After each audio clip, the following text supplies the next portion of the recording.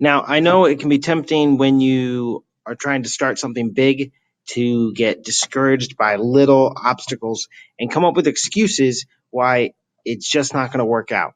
I've been there, and it's very easy to say, "Oh, I tried to install something and it didn't work," or "Oh, my computer's too old," or "I have a Chromebook," or I just can't do it. I don't have the resources to learn how to become a programmer." But that's just not true. So we're going to go over tons of these different tools, but one that I wanted to get for those of you that are having trouble getting Visual Studio set up on your machine, all you have to do for this course, you go to cpp.sh.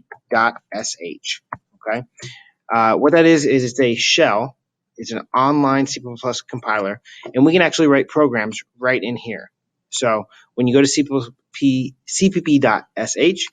you can see that we have code written here. This is C++, and if I press run, it's going to run down here, and I can type in stuff down there. So do not be discouraged, or don't allow yourself to make excuses for not learning, because even if you don't have the nicest computer, you can always just go to cpp.sh and do your programs in there. It's not perfect, and certainly if you were going to be getting a job as a professional developer, you should get familiar with different integrated development environments, but this will more than suffice for 99% of what we're going to do in this course.